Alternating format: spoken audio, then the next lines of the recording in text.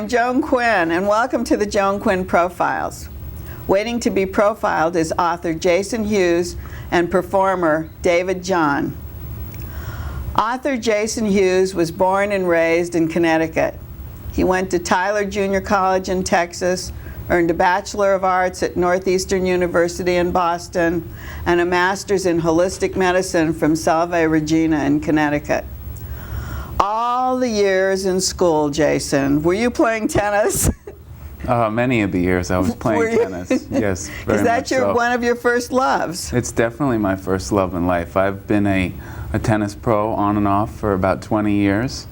And so I've taught tennis in Connecticut, in Boston, in Vermont, now in Beverly Hills. So I've taught tennis everywhere I've gone. When you were in school, which way was your life path taking you? It wasn't taking you to tennis. It was taking you, I guess, to sports and medicine, or medicine separated from sports. Yeah, I agree. Tennis has always been a part of my life, but, what I'm going to talk about today, a car accident and how this book came about, that's kind of what led my path in life. So I was definitely led more towards holistic counseling and holistic health. So. Well, when you went into holistic medicine, had you already had the accident? Yes, I did. Oh, I yes, see. So yes. that was an ongoing. Well, let's share how the book came about. Okay. One man's love story.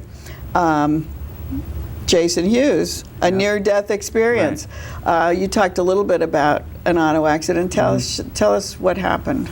Well, on July 3rd, 1988, I was involved in a car accident coming back from a Grateful Dead concert, and my best friend was killed in the accident. I sustained traumatic brain injury, and I was in a coma for a couple weeks and paralyzed on my left side, and I ultimately would have 10 feet of my small intestine removed, and so I was confronted with a 2 or 3 year physical recovery. How old were you at the time? I was 16 years of age. Oh, so you were very young, Right. and you hadn't even gone to college or anything, and No, here I was you had still- brain damage, and you had Right. all this problem? Mm-hmm.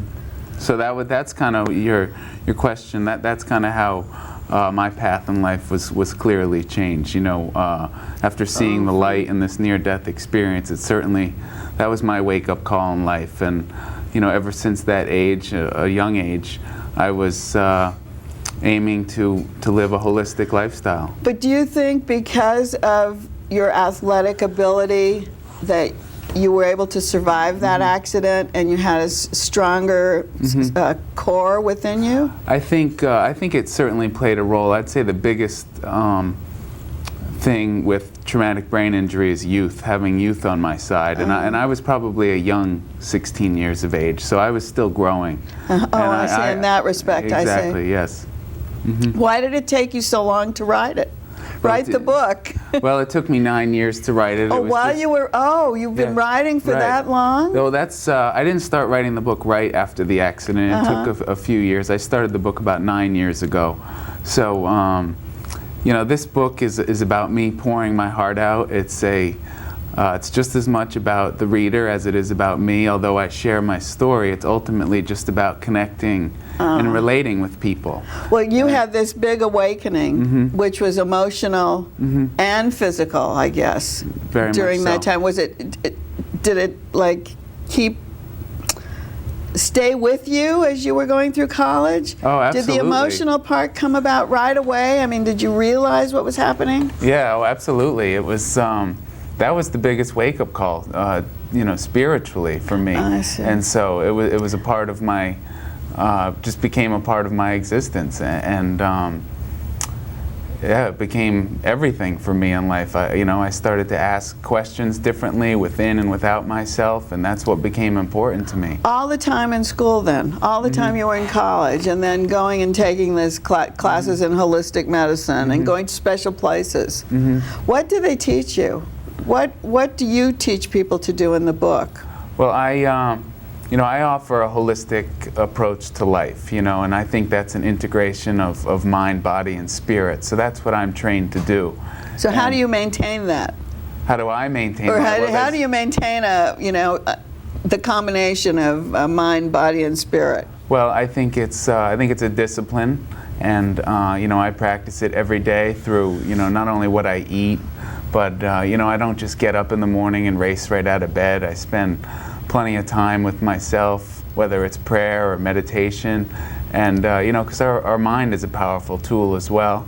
And you know, I exercise a lot. And so do you have a pattern of what you do every day? You get up, you meditate, right. or you pray, and right. then do you exercise? I exercise every day. What kind of exercises do you do? Well, I used to run a lot. Just so our audience can right, know yeah. what they can do themselves. Yeah, you know, I believe in walking, obviously. I certainly believe in writing as an exercise. You know, you know, there's strength training, and it's really about what you enjoy. That's what. Just to do That's something. what all of this is about. It's just doing the things that you enjoy, doing the things that you love to do. What about food? Food? Then you have to eat, Yeah, right? of What do course. you have, right? Well, I think that plays a major role as well. And you know, I personally choose to eat an organic diet, and you know, but I think, you know, eating fruits and vegetables is important. I think it's quite simple, and I think we all know what to do, and it's really ultimately just a balance. But sometimes it takes someone to really tell you, this is what I do and it works for me.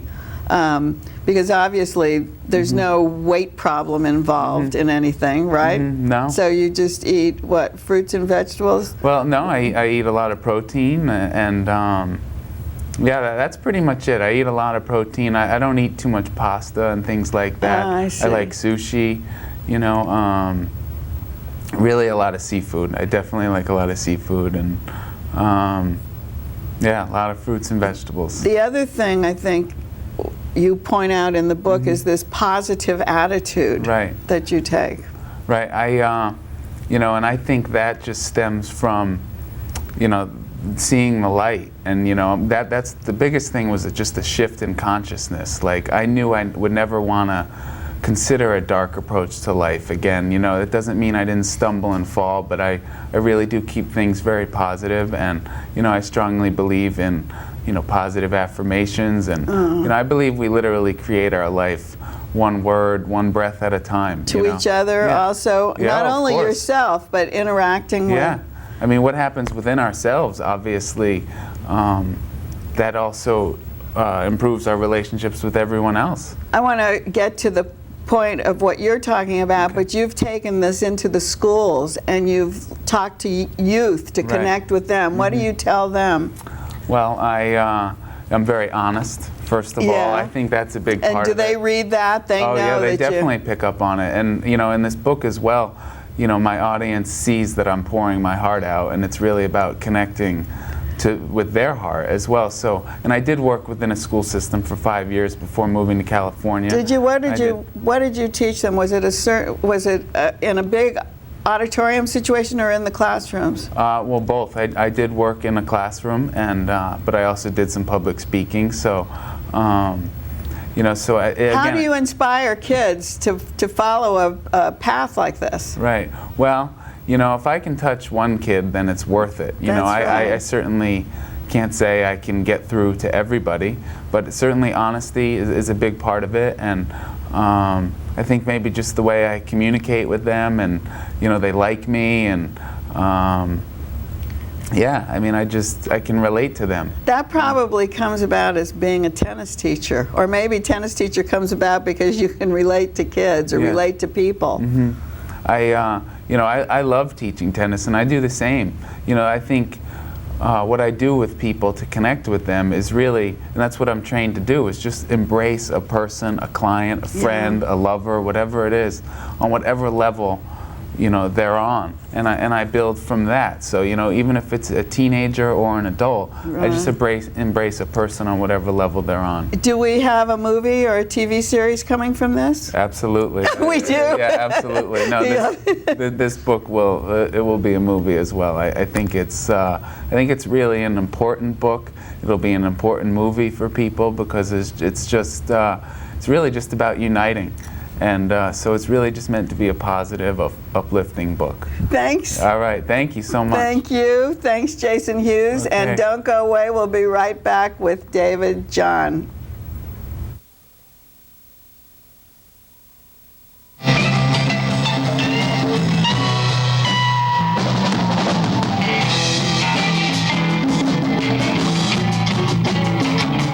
Hi, I'm Joan Quinn, and welcome back to the Joan Quinn Profiles. I'm here with performer-writer, the very talented David Jahn, who was born and raised outside of Chicago. In his one-man show, Do You Fear What I Fear?, he tells us he was a singer, a dancer in Illinois, at Astroworld in Texas, and he did a national tour of 9 major malls promoting. What were you promoting, dolls? There was a doll from Kenner and Hallmark called the Hug-a-Bunch, and we were the Hug-a-Bunch singers and dancers. With Scott Baio? With Scott Baio. What was he doing? Was he part of your group? Yeah, he wasn't part of the show. He would come in every weekend into the malls, and he would give hugs away in between the shows that we did. He would hug with the doll? Oh, yeah, my and money went gosh. to United Cerebral Palsy, so it was a very nice Oh, that thing. was great. Yeah. Actually, Do You Fear What I Fear? This one-person play, it tells every single thing about you. What's left that we don't know? Nothing. Nothing. Right? I know. I couldn't believe it. I went, okay, let's start out. Did you always want to act? I think I did. I don't think I knew it at the time. I wanted to be a pilot in the Air Force first. Oh, really? That's the first thing I wanted to do, yeah. But I always had a very hammy streak in me, and then I got on a stage in right before my junior year in high school. We did a production of Sound of Music at my church, and I played Rolf and Max. Oh, And once I got on so you stage, got that was on- it. Oh, Yeah. but did you take singing lessons? No, not until high school. Well, where? Oh, you started taking singing lessons because your voice is so trained. Oh, thank I mean, you, when I yeah. heard you on stage, I thought, oh, this is Broadway voice. You can dance, you can Yeah. sing, Well, once I went to college, I trained. Yeah. and you continued. You continue to train. even Yeah, I now? started in musical theater. After I went to college, I ended up doing, I trained specifically to be a triple threat because I wanted to work. Dance. What? Yeah, dance, get a job dancing, singing, acting, whatever, or all 3. But you know, So- some people can't do all 3. Right. So that was cool. Yeah, it helped. But It helped. but you talk about 4s in the show, Yeah. and you just mentioned triple threat. Oh, right, not- uh-oh, now I gotta do 1, 2, 3, 4, 5, 3, 2, 1, 2, 3, yeah. I don't Yeah. think you're psychotic. I think that was made up. Yeah, no. It wasn't really? Yeah, no, you're referring to the obsessive compulsive behavior that I Right. talk about in the show, yeah, that I developed when I was a kid. You did develop that? Yeah, I did. I wanted to do a lot of things 4 times. It was just my number that I came up with. Otherwise, I thought I'd die. Did you do a lot of mall-type jobs? Mall type jobs? Yeah, like working in the mall. Doing the singer-dancer doing thing? that stuff? I did a few of those, yeah. There were companies that, would hire these singer-dancers to go in and promote different products. That's interesting because you wonder, where do those people come from? They come from Central Casting, I guess, right? Well, they come from, they come from usually New York, Chicago, or LA, and they're in what they call industrial shows and industrial companies. Oh, I see. Which hire singers and dancers to go out and do that stuff. So you worked with Jack Hofsis, who's a really great director. I worked very briefly with him. Oh, that's 2 right. weeks, That's and then I right. got fired. That Yeah. was a great story. Yeah, thank you. So you didn't get to work with It was a great story, actually, because I learned Did a it lot actually from it. give you any confidence to put his name on your bio? Well, I did for a while, and then I thought, I should take it off because I didn't really do the show. Because he really know? didn't direct you. It was a show called Butterfly, Yeah, right? it was a rock version of Madame Butterfly. This was back in 1987. And it was coming out the same time that M. Butterfly was coming out, right. same time as Miss Saigon was coming out. So it was really odd. Oh. And then as you found out in the show, I got fired. And the rest of the story, which you don't know in the show, is that they replaced me with Jack Wagner from General Hospital. Oh, is that right, with the earring? And that's who they wanted originally. Oh. So there's a lot of, what's going on here? So did you know that? I didn't know that until weeks later. And then you can see what happened. Right. They were like waiting Right. for, I see. You played George M. Cohan at Opryland. Mm-hmm. Well, that was a good show too. I did, yeah, that was a very good show. And Opryland and those theme parks that I talk about were great training because I worked there in the summers in between college. Oh, you were still in college at the Yeah. time, so you were really getting a lot of. Yeah, it was great training. It was very tough to come training. back to school.